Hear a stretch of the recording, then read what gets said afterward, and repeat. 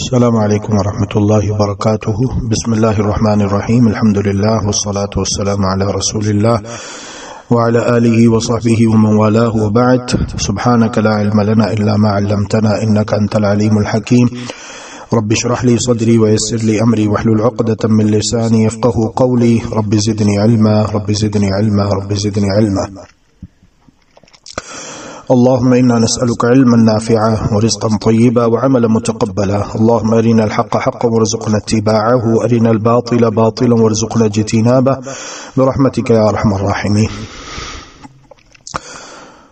حدیث نمبر 45 عن عائشة رضي الله عنها قالت: لقد كان رسول الله صلى الله عليه وسلم يصلي الفجر فتشهد معه نساء من المؤمنات متلفعات بمروطهن ثم يرجعن إلى بيوتهن ما يعرفهن أحد من الغلاس، متفق عليه۔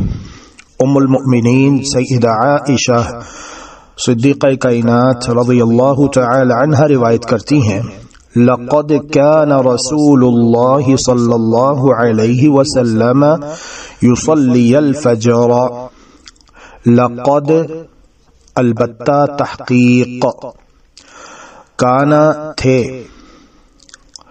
رسول اللہ صلی اللہ علیہ وسلم یصلی الفجر نماز ادا کرتے فجر کی، یصلی الفجر نماز ادا کرتے فجر کی،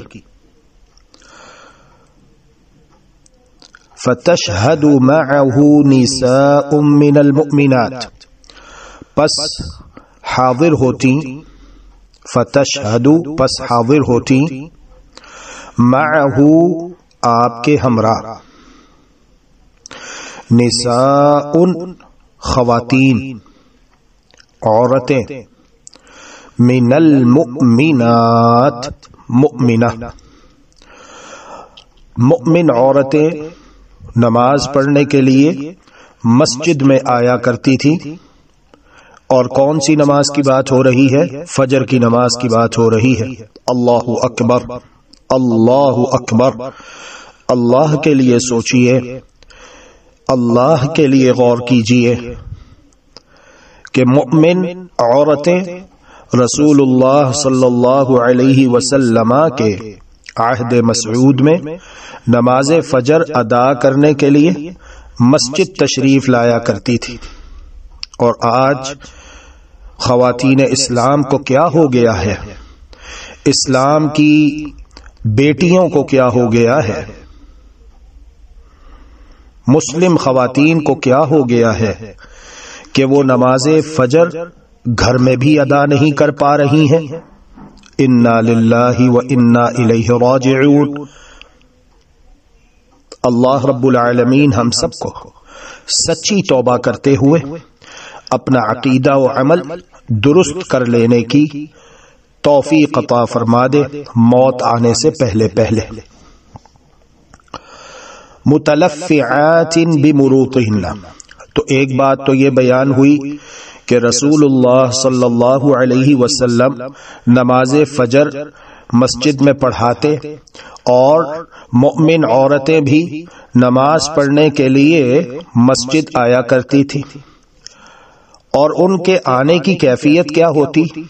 متلفعات بمروطہن، متلفعات خوب اچھی طرح لپٹی ہوئی ہوتی، متلفعات خوب اچھی طرح لپٹی ہوئی ہوتی، بمروطہن اپنی اپنی چادروں میں، اپنی اپنی چادروں میں، یعنی انہوں نے سر تا پا، سر کے بالوں سے لے کر پاؤں کے ناخنوں تک اپنے پورے جسم کو چھپایا ہوتا پردے کی موٹی چادر کے پیچھے، کھلی ڈھلی چادر ہوتی، مکمل پردہ ہوتا، مکمل حجاب ہوتا، شرعی نقاب ہوتا، شرعی حجاب ہوتا، تو مکمل طور پر اپنے بدن کو، اپنی تمام تر زینت کو چھپا کر وہ گھروں سے نکلتی حالانکہ اندھیرا ہے، اور رسول اللہ صلی اللہ علیہ وسلم کے دور میں پاکیزہ دور ہے، خواتین کے لیے الگ راستہ ہے اور وہ دیوار کے ساتھ چلتے ہوئے آ رہی ہیں۔ مسجد نبوی میں مردوں کے لیے الگ دروازہ ہے، عورتوں کے لیے الگ دروازہ ہے، راستہ الگ الگ ہے، رات کا اندھیرا ہے، گروپ کی شکل میں جا رہی ہیں،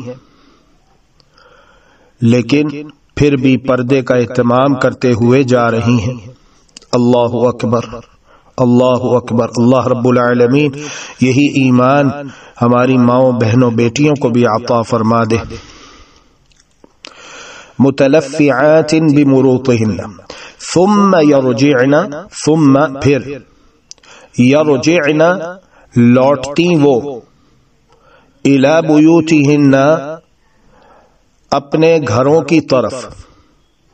بیوت بیت کی جمع ہے، بیت گھر کو کہتے ہیں۔ ما یعرفہن نہیں پہچان پاتا انہیں، احد کوئی ایک، من الغلس غلس کی وجہ سے، غین لام سین غلس، ایسے اندھیرے کو کہتے ہیں جس میں صبح کی روشنی کی آمیزش ہو، مکمل روشنی نہ ہو بلکہ اندھیرا ہو اور تھوڑی بہت اس میں صبح کی روشنی شامل ہو تو اسے کہتے ہیں غلس۔ یہاں اس حدیث مبارکہ میں جہاں پر کئی ایک مسائل بیان ہوئے وہاں یہ بات بھی بیان ہوئی ہے کہ پیارے رسول صلی اللہ علیہ وآلہ وسلم نماز فجر اول وقت میں ادا کیا کرتے تھے، نماز فجر اول وقت میں ادا کیا کرتے تھے۔ تو نماز کے لیے صبح کی روشنی کے پھیل جانے کا انتظار کرنا یہ جناب محمد الرسول اللہ صلی اللہ علیہ وآلہ وسلم کی سنت کے خلاف ہے۔ لہذا مسلمان مومن کو، اہل ایمان اور اہل اسلام کو چاہیے کہ وہ عبادات اللہ کی رضا کے لیے اخلاص کے ساتھ بجا لائیں اور جناب محمد الرسول اللہ صلی اللہ علیہ وآلہ وسلم کی سنت کے مطابق عمل کرے۔ جس طرح کے رمضان المبارک میں تمام تر مساجد میں ہم دیکھتے ہیں کہ ایک ہی شہر میں فجر کی اذان ایک ہی وقت میں بلند کی جاتی ہے، رمضان المبارک میں تمام مساجد میں ملک کے ہر شہر کی ہر مسجد میں ایک ہی وقت میں فجر کی اذانیں بلند ہوتی ہیں، فرقہ واریت کا خاتمہ ہو جاتا ہے الحمدللہ۔ تو یہی ترتیب پورا سال باقی رہنی چاہیے اور اسے برقرار رکھنا چاہیے۔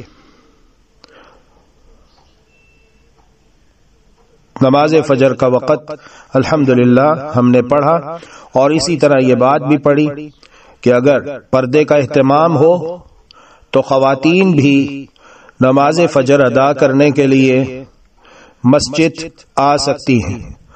اور ایک اور اہم بات یہ ہے ان تمام اہم باتوں کے ساتھ کہ جب بھی مسلم خاتون گھر سے باہر نکلے تو مکمل حجاب، مکمل پردے اور شرعی نقاب کے ساتھ نکلے۔ واللہ تعالی ولی التوفیق والہادی الی سواء السبیل، وصلی اللہ وسلم علی نبینا محمد وعلى آلہ وصحبہ اجمعین۔ اللہم انک عفو تحب العفو فاعف عنا، اللہم انک عفو تحب العفو فاعف عنا، الہنا فاعف عنا، فاعف عنا یا کریم۔